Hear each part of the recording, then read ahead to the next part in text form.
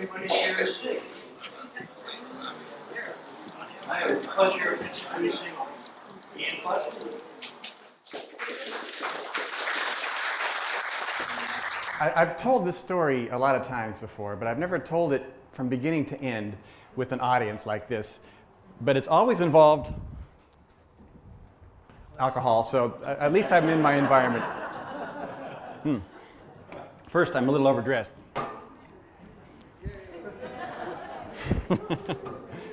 I'm not sure if this is a Columbian mammoth. It looks slightly woolly, but we'll get to that.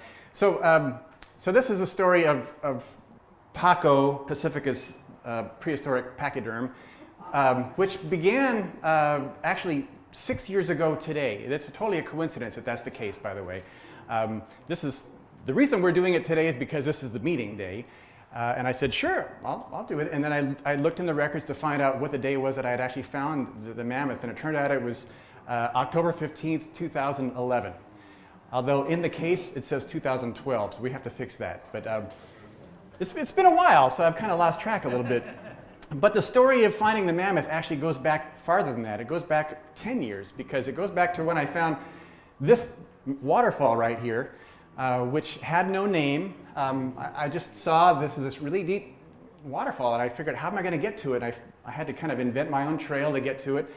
And I found it was kind of my purpose to document this spot and learn about it. Kind of like the way that a couple of my kind of role models for that were like Jeff Clark and Mavericks, you know, just something that everybody sees and took for granted and never thought they'd learn more about it. Or another is the guy, the wild parrots of Telegraph Hill. Just these birds, somebody should study these birds. And so I figured, this is a very small little thing, but I figured I would take that on. So this is what I found, this little waterfall. So this is a cute little waterfall, but you can see it's coming out of a hole in the ground, or in the side of the hill there. It turns out that it was back in the 50s that they paved over the area upstream from there and took a naturally flowing stream and turned it into a hole in the ground. And this is the only chance it gets to see the light of the day is when it comes out right there and it flows about 100 yards to the ocean. And so for the last 10 years, I've been cleaning that space, because it turns out that every time it rains, a bunch of trash comes out that chute and leaves all that trash strewn along the 100 yards of creek bed. And so I've literally taken about 5 tons of trash up those cliffs in the past 10 years. And part of that, though, is like keeping an eye on everything and seeing what's going on and watching it in all of its different flavors. So I'm going to show you, this is what it looks like on a summer day. This is what it looks like during a rain. So I took this photo and I sent it in to Tom Steenstra, and ended up being on the cover of the outdoor section of the Chronicle. And people are like, I'm telling people, this is a waterfall in Pacifica. It's about, it's about a half a mile from where we are right now. And people weren't believing me. They're like, nah, it's Photoshop, or it's some picture you got from somewhere else. But that is actually, no, it's not Yosemite Falls. It's just a little outflow a little ways from here. But it gets worse than that, or it gets bigger than that. That was on Easter Sunday, by the way. People 100 yards away had no idea it was a guy in a life or death situation here dealing with this water. But until this water went down, I couldn't go anywhere. And I was afraid the cliffs were going to collapse. And because there's a lot of landslides in this spot. You can see it's completely unstable. And that's Pacifica's problem in general, right? Landslides and instability. And it's normally a horrible thing. People lose their homes, they lose property. But once in a while, something good happens. And this picture is from a landslide that had covered the creek and caused a little lake, a little pond to occur. I thought, that's something worth taking a picture of. Later, when I found the mammoth bones, I went back and looked at this picture and realized that there was actually a tusk sticking out in this actual picture. That tusk is, it's not easy to see, but you can see the white. That's a tusk. That's kind of fallen apart there. So that's what I was working with. But what happened was eventually we had a big rain, and that earthen berm you saw that was causing a pond washed away, and all of the mammoth fossils that were in that dirt ended up strewn along the stream bed all the way out to the ocean. So that's where the mammoth part comes in. So this is October 15th, 2011. I was walking along the beach picking up trash, and I found a piece. It's in the display in the back. You can check out later. But about 4 times the size of this.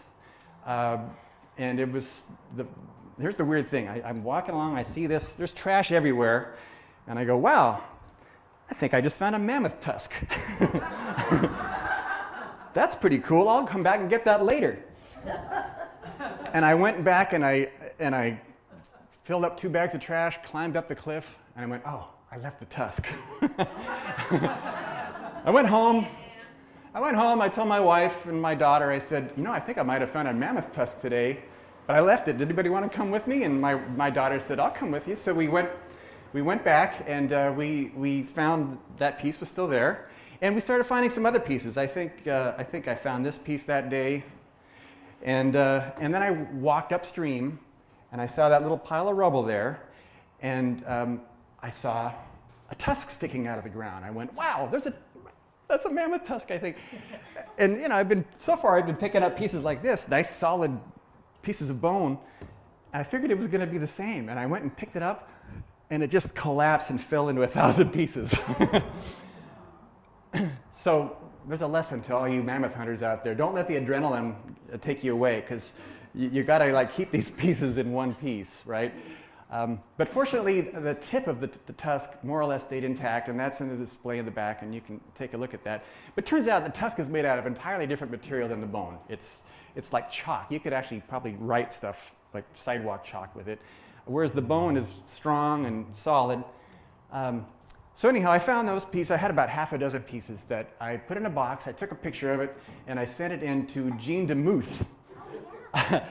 Here's Larry Arndt, by the way. He worked at the Academy of Sciences, and he's like, oh, I know the lady, and hooked me up with Jean DeMuth, who took me to the bowels of the Academy of Sciences, and she told me, well, these pieces could be whale, but that's a tusk, and there's nothing else that has tusks but mammoths. So this is a mammoth. So I had it verified, and then she took me to show the stuff they had down there, and she showed me a tooth. The tooth is a really amazing part. There's an elephant, which is the same as what this is, has 4 teeth that has to grind really hard grains in their lives. And so it's extremely hard, and they go through 5 pairs of teeth in their life. And you can age by how big the tooth is, that you could tell how old the animal is. And so she showed me one, and I held it, and I'm like, wow, that's neat. And the very next day, I went out to the spot with Count, who's played with Larry and Bill and I in a musical band. And he found half the tooth, and I found the other half about 30 seconds later. You can kind of see that. So we glued those together and turned them into one piece there. Like a blabbermouth, I called the papers and had an article, and I didn't keep my secret a secret at all. And somebody ascertained from the article where the site was. And so I'd go down and I'd see footprints and digging marks. And so I kind of compare it to like Admiral Byrd and the other guy racing to the poles, you know. It's like, oh, I've got to get there before him. So my goal is always be the first person after each rain, because that was when stuff would get exposed. But eventually I met who this person was, and he's an Irishman, and he was quite a character. I wish he was here to speak for himself, but he's the kind of guy, he'd be like, Ian, I can smell the bones in the hill there. There's more up there, I tell ya. It's a spiritual journey for this guy. So he has a matching tooth to our teeth, by the way, that we have. Okay, so then this happened, and this is pretty interesting. Since there was an article in the paper, I got notified by Tim King, who's a paleontologist, and he works at Stanford, and they were having an event called the Castroville Mammoth Project. And so what he did is he assembled all the Bay Area mammoth finders he knew about and got us on stage at the same time. So, so what we have here, Roger Castillo, this guy, he found the mammoth in San Jose, which is named Lupe. And that is by far the finest specimen we have. It's a baby mammoth, almost completely intact. He found it on the Guadalupe River, so that's why they named it Lupe. And it's at the Children's Museum in San Jose. So it's a really great place to take your kids, and you can actually check out a almost complete mammoth skeleton down there. So he's got that's definitely the gold standard. But these two brothers, Ryan and Martin Jefferson, they were Castroville artichoke farmers, and they found some bones when they were excavating for planting their crops. And so Tim King took on this project with his class, the Castroville Mammoth Project, got all his class out there for 3 months, and they found about as much stuff as I've found here over the years. But the special thing about their find was that they appear to have found hair. Now we all think of mammoths as woolly mammoths, but these are Columbian mammoths. And by the way, I knew nothing about this before I found one. This was on-the-job training. But the Columbian mammoth, they didn't really know what kind of hair they had. And it appears, based on the Castroville mammoth, that they're redheads. Ginger mammoth. Yeah, the ginger mammoths. That's preliminary still. I don't know if they've actually verified that, but that's what they're thinking. They're thinking that the Columbian mammoth was a redhead. But anyhow, I felt very honored to be able to appear, which is in what is called the Mammoth Hunter Society, apparently. There are some other mammoths that have been found around the Bay Area. They found one when they were building the Trans-Bay 2 or Trans-Bay something over in San Francisco. They found a part of a tooth. Something was found at Point Reyes. So there's a few other pieces here and there, but as far as the significant finds, as far as I know, there's the three in the Bay Area. So we're lucky as Pacificans to have a Paco, the Pacifica pachyderm. Now they went extinct 11,000 years ago, so we know that Paco was at least that old. I tell people 20,000 years, I kind of round up. But Pacifica's oldest known resident that's named. I probably should be a member of the Historical Society, I suppose.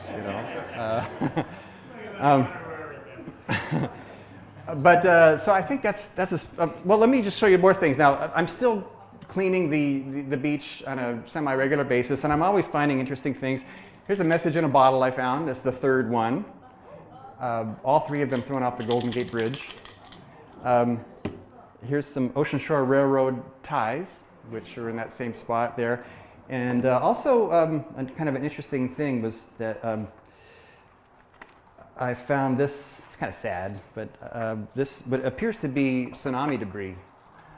This is a float for the oyster farms at Fukushima, right there. Now it doesn't say Fukushima on it to make it a full-on tsunami find, but the aging was correct, and it's the same brand and same style, everything that they use in those oyster farms right there. So now the next thing I'm looking for is ambergris. Because that's when the big money comes in. You get if you find ambergris, But when I took on the project of cleaning the beach, I really didn't know what it was going to be about. Yes? Say that a little slower. Ambergris. Okay, I'll tell you what that is. Ambergris is something that sperm whales create, and it's to line their stomachs while they're digesting these giant squids. It's like a really hard, sharp thing, and so they create this ambergris, but once in a while they vomit it out, it washes ashore, they use it for perfume, it turns out, and they're worth like $100,000 if you find a piece.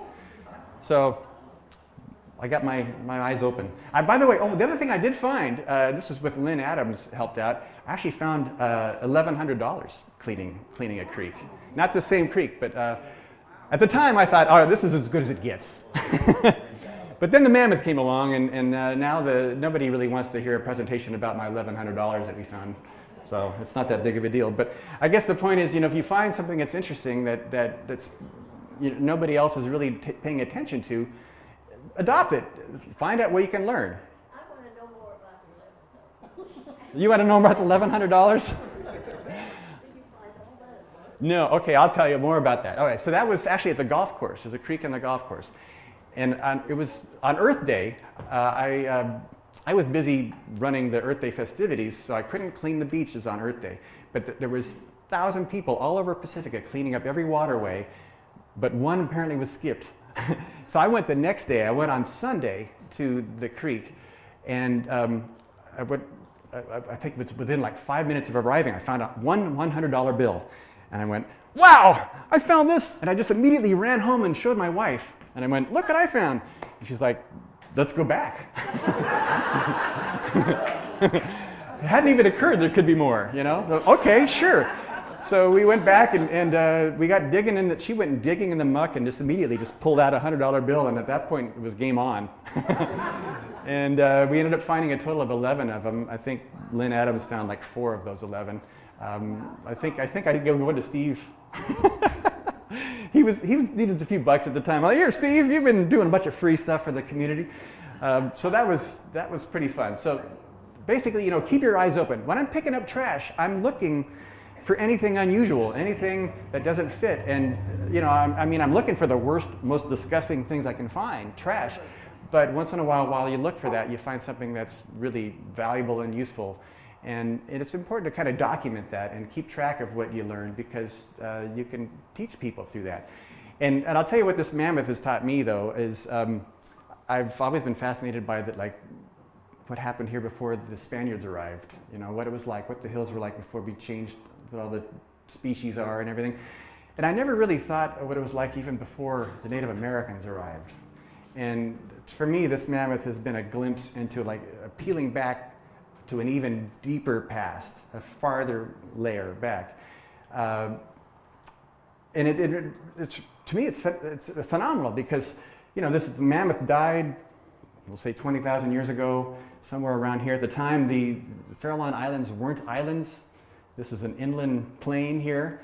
And he died, and sand covered it for hundreds and thousands of years, and it got deeper and deeper and deeper. Now, if this was in Kansas, it just would have gotten deeper and deeper, and that would have been the end of it.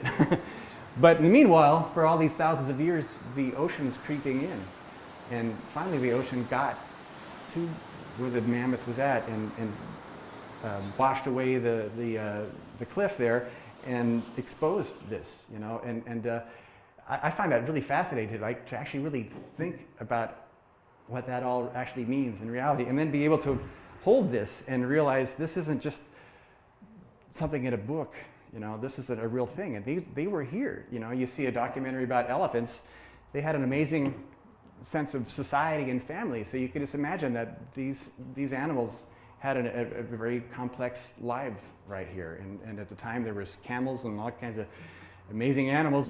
I hope that this will be here for at least a year, and it's a chance for all of us to kind of have a little window into that era, and to maybe understand a little bit more where we're coming from. And some of our little problems that we have, our little squabbles, realize they're really not all that important in the big scheme of time. So I think that's all I got to say about the mammoth. So if there are any questions, I could answer if there's anything else people want to. Yeah, Larry? You said sensitive habitat. What did you find that's sensitive habitat in that area? There was actually kind of a bog that the ropes were going right through. So people were like, it was going to cause a lot of erosion and muddy shoes. So was it something other than invasive species? Yeah, there are actually another project that I did actually is I've experimented with pulling up the invasive species and see what native stuff can take its place. And I have a couple of gardens down there now, basically. I do my gardening remotely. My favorite is beach primrose. There was a landslide and beach primrose had fallen down, it was going to wash out to sea, and I just picked up these chunks and planted them. Yeah. How'd you know the difference between that and a piece of white slate or something? Well, at I mean, first the I one didn't. Here it looks like rock. So Right. Well, at first, you could kind of see the inside of this, the way bones have like this sort of honeycomb sort of quality to it. So I kind of learned early on that's a bone, and then that these bits here that are like concentric layers of white, like chalk, are.